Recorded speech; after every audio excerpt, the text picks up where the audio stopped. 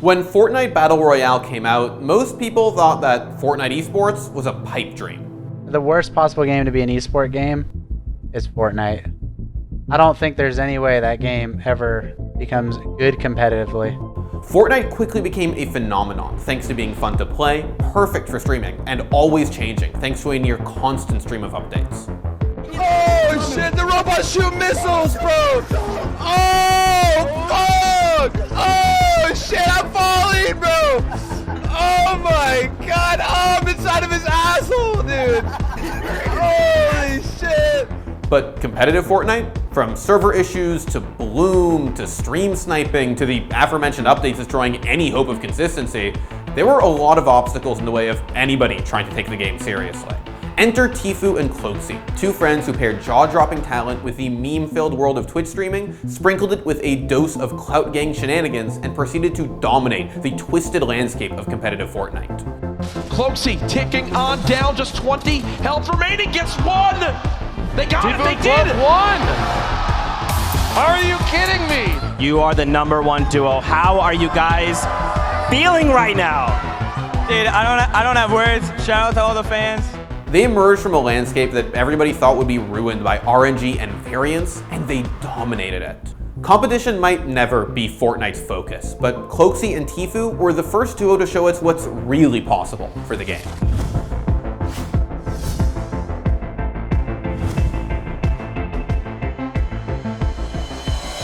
The relationship between Tfue and Cloakzy goes all the way back to H1Z1's Battle Royale mode, King of the Kill. While they moved in the same circles, they didn't actually play together that much until way after the death of H1Z1 and even after their time in PUBG.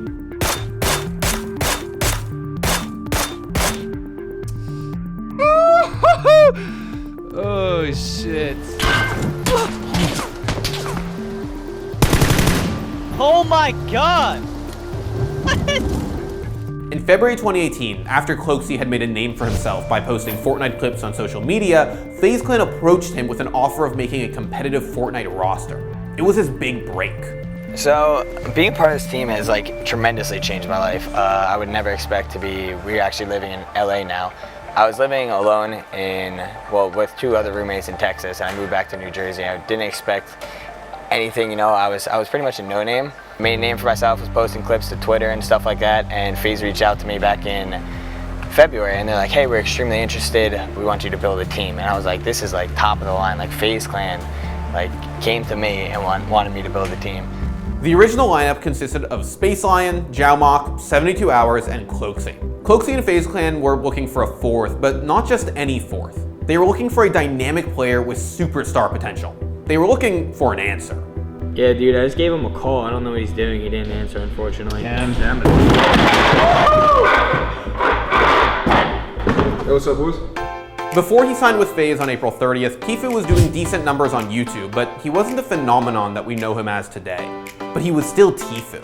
You'd come for the insane gameplay, but you'd stay for the laid-back atmosphere and the cheeky attitude.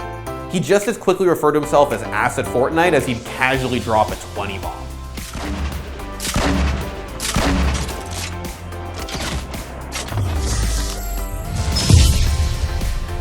GG. 23 kills, not bad, bro. By signing Tfue, FaZe Clan took on a world-class talent who was down to clout. Someone with the raw ability to back up the clout. Someone who Cloakzy could not only pal around with on vlogs and on streams, but a natural-born competitor with the talent to dominate the world of Fortnite.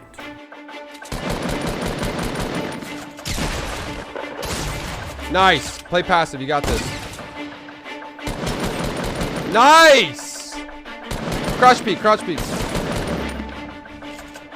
You're fucking insane! Oh my god! If Ninja drove kids to Fortnite on the back of a family-friendly personality and daytime streaming, Tfue and Cloakzy offered something different. They embodied the clout mentality that FaZe Clan had been all about since the early days of Call of Duty. They are here to rack up kills and talk shit, whether you like them or not. This new and improved FaZe Clan coincided with Epic Games' $100 million prize pool announcement for the 2018-2019 season. And in the meantime, Guys, today I ran like a giant Fortnite tournament with like all the biggest YouTubers and streamers. Friday Fortnite is going to be a weekly thing every single Friday. And like everyone was in it, like Logan Paul, FaZe Banks, Nade Shot, Myth. Fortnite Fridays, a weekly tournament with thousands of dollars going to the winners. It saw two duo teams squad up together and then compete against each other for the highest kill count. And as the competitive Fortnite landscape began to take shape in the summer of 2018, Tfue and Cloakzy took off like a rocket ship. Out of the 10 weeks that Fortnite Fridays ran before Epic Games shut it down, Tfue and Cloakzy won 4 $20,000 tournaments and came second in another. And while the Summer Skirmish, Epic Games' first attempt at competitive Fortnite, was less impressive, the duo's best was still yet to come. We can disengage if we need to. No, we're good, we're good. That guy's beamed, dude. I knocked 2. It's 2 different teams. I knocked 3. Turner, I'm beaming them, man. I need ammo. I'm pushing. Alright. Easy level bots. This is easy. I'm pushing. Got one. Got another one. Under me. Got them. They're all dead. Let's go, baby. Popped off with the 8 kills real quick. King Richard's dead. Oh, let's go. Ninja's got ramped over. This guy's actually a decent player, bro. He might kill Ninja. Yes, Let's go. We win. That's it. That's it.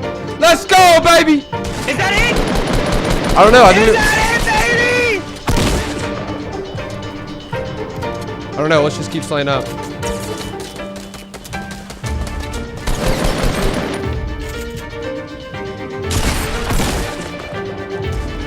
There's one underneath you, I think.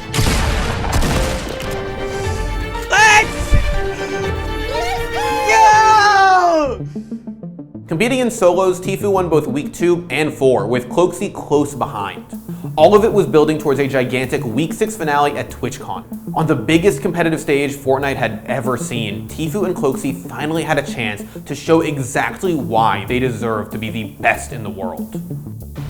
S down to 10 HP, backing out. Dude gets the knock-on chaos, the AR shots. Excellent. Just there. like that. Capitalizing, I mean, this is their drop zone. You have 2 teams tied on elimination count there. It's going to roll over to the next game. Tfue gets a shot there on Flowers, That's gets the elimination. absolutely 3. Are they at 6 elims combined right now? Yep. Any sort of placement point, they're not close enough right now, which means if they get the elimination, Tfue and Cloak are there too. They're going to have to look out. Top 13. Tfue and Cloakzy still alive. Remember, coming into this, they were already first in points after game 1. There's one for Cloakzy. 11 players now left. How about another as more begin to drop on down? He's going to grapple up to the high ground. You've got Snood on the high ground as well. He's got no walls!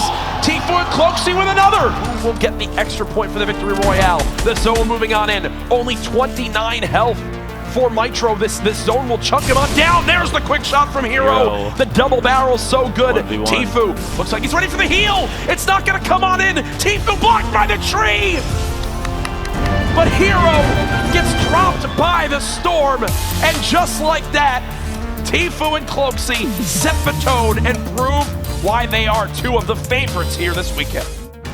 It was more than just an epic performance. Tfue and Cloakzy dominated over the course of several days, and it felt expected, as if they were exactly where they were supposed to be. Flame's got everything you could ever need too. Cloakzy's trying to shoot down this top side so they can't heal. Can they do it? There's just 3 players left. They're dropping him on down. Will they be able to out-survive this zone? They're floating. Tfue's now knocked. He can't use his heals. Cloakzy ticking on down. Just 20 health remaining. Gets 1. They got it. They did. 1. Are you kidding me? The last second push out into the storm may have changed that game from a 3rd or 2nd to a 1st place to Victory Royale. So when they walked away with $500,000 in prize money, it made sense, and Tfue and Cloakzy knew it.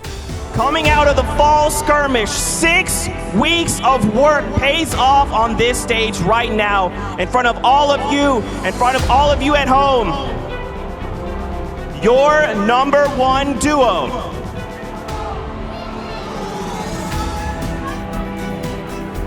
It's Tfue and Cloakzy!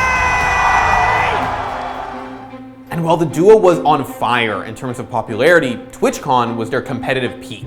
While they finished 2018 on top, the new year brought some unexpected developments that threatened to blow up everything they'd been working towards. Behind the scenes, Tfue and Cloakzy were dealing with serious contract disputes, which eventually led to Tfue, one of the most popular streamers on Twitch, deciding to sue the organization that helped him get there.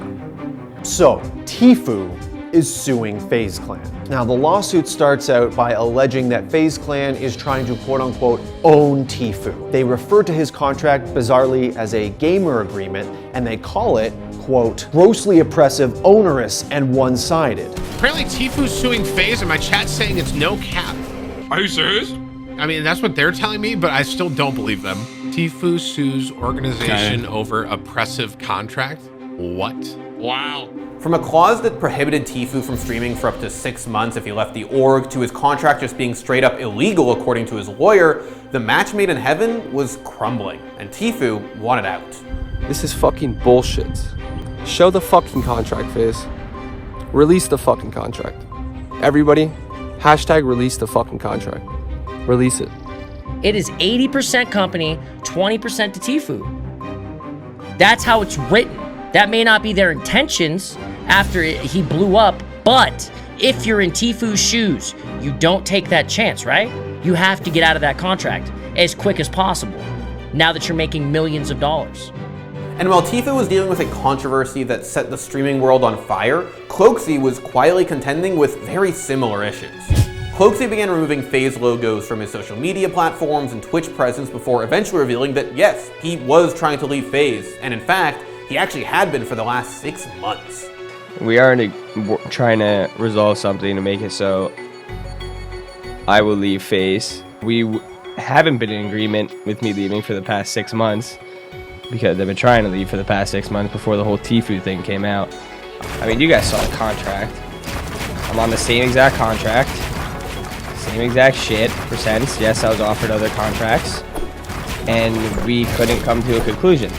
Through all of this, Tfue and Cloakzy remained tight, and the plan was, at least as far as anybody can tell, for them to move in together and film some clout content, whatever the hell that is. The elephant in the room. Me and Turner are still going to be duo partners. Me and Turner are still homies. There's nothing different between me and Turner. At all. We're still brothers. We're still gonna slay out in the World Cup. We're still gonna win the World Cup. We're gonna pop off. In the midst of all this mess, they still had Fortnite, and they still had their friendship. There have been some more bumps in the road, sure. They didn't qualify for the World Cup together, and Tfue has teamed up with Tfue and Cloakzy to form a new trio. But as far as anyone can tell, they're still tight. They even followed through on their plan to move in together, coming back to stream together for the first time after the World Cup on July 30th.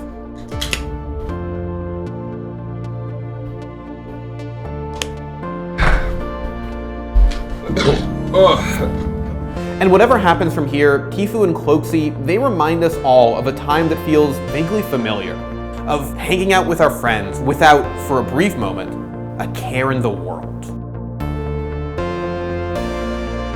Thanks for watching. If you want more content like this, hit the sub button and ring that notification bell. For unique bite-sized videos you won't find anywhere else, hit up our Instagram, Twitter, and Facebook pages.